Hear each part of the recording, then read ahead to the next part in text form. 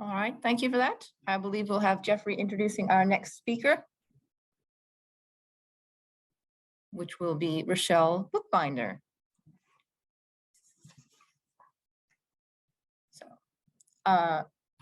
Professor Rachelle Buchbinder is an Australian rheumatologist and clinical epidemiologist. She was awarded an AO in 2020 for her distinguished service in the fields of epidemiology and rheumatology, and has recently published a book together with Professor Ian Harris entitled Hypocrisy: How Doctors Are Betraying Their Oath. Welcome, Rachelle. Thanks very much, Kaylin. And I'm in esteemed company. I'm honoured to be part of this, so thank you. Just checking you can see my screen properly. Yes, we can. Thank you. So I'm not going to talk about the environmental impacts of healthcare. I'll leave that to others, but I'm going to talk about what overtreatment is and why it's a problem.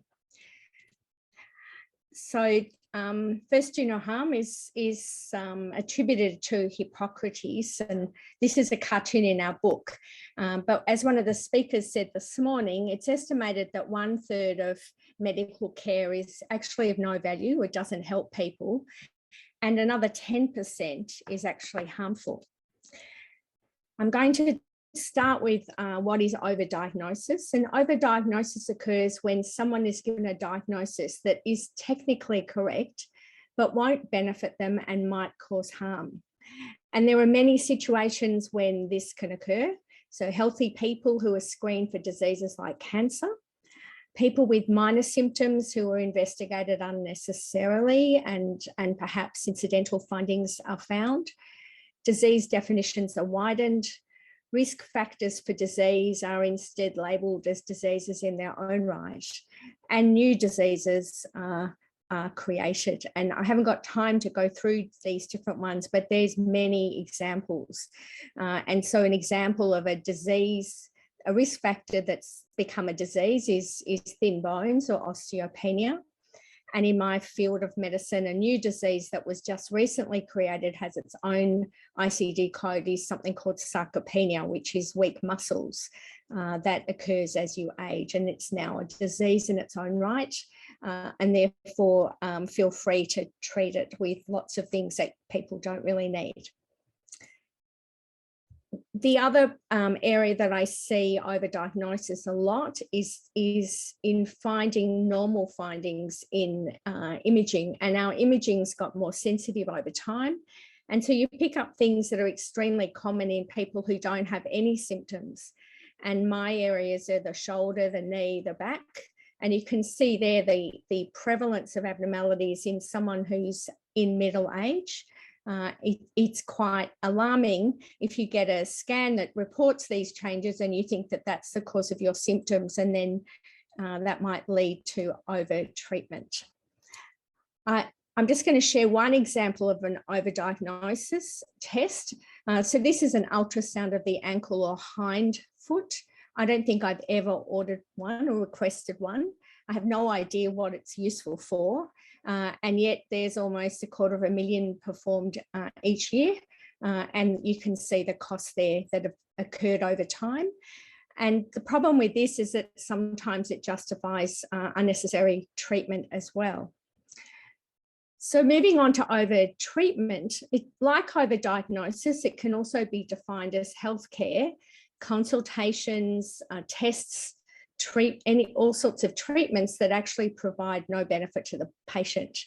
And like overdiagnosis, it can occur in healthy people after screening or due to widened disease definitions. So a good example will be the lowering of the threshold for a diagnosis of hypertension or gestational diabetes that was changed, or treating a risk factor instead of the disease.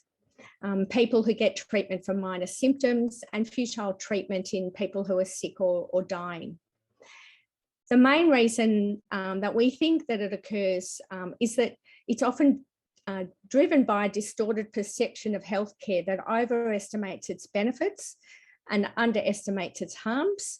And I can add here that it is ignorant of its effect on the environment and therefore it totally underestimates the harms to people other than the actual patient. So this is what I was talking about before. So you get an ultrasound, it shows an abnormality, and that might lead to an ultrasound guided injection.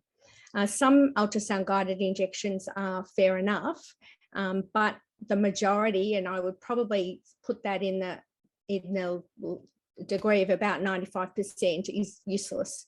For steroid injections, it doesn't have to be accurate. You can stick an injection into someone's buttock and it will help shoulder pain just as much as if you put it where it might be more anatomically sounds good, but it doesn't actually help. And so this is another example of overtreatment, but there are many others.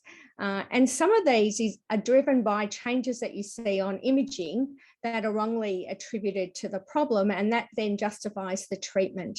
And I've put two up here: facet joint injections for back pain, which has been proven to not be effective but can cause harm.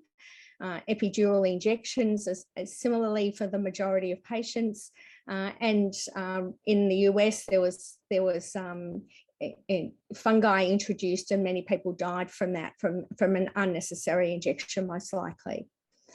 There's also unnecessary surgery happening, as you can see here by the difference in the amount between the private sector and the public sector. So how much overtreatment is occurring in Australia? Well, one estimate from the Australian Financial Review is that the federal, state governments and private health insurers spend $30 billion a year on ineffective or unwarranted care. So you can imagine that that's the environmental harm that is actually not helping anybody. We think there are many reasons for why doctors underestimate the benefits and overestimate the risks, and I've listed some here. I think we want to believe that we're helping people. When there is uncertainty, then we revert back to our biases and just assume that things are effective. I think the biggest reason is a lack of science literacy, and that probably will go towards environmental literacy as well. There's a lot of miracle thinking going on and illogical thinking. We're too easily misled by vested interests, and it's in our interest to think that what we do helps people. So this is an example of what's been labelled a wild goose chase, and I have many examples. So this is a treatment called arthroscopy for meniscal surgery or for osteoarthritis of the knee. There's been many trials that show it doesn't work. And then the usual retort from clinicians is that you can't, it works in the people that I do it in. And so they say that we didn't examine the right subgroups. But in fact, if something doesn't work overall, it's very unlikely that there will be a subgroup that will find it's effective. So I know that I meant to look at solutions, and I think if you could find solutions to all of these things on this slide, then we would be halfway there.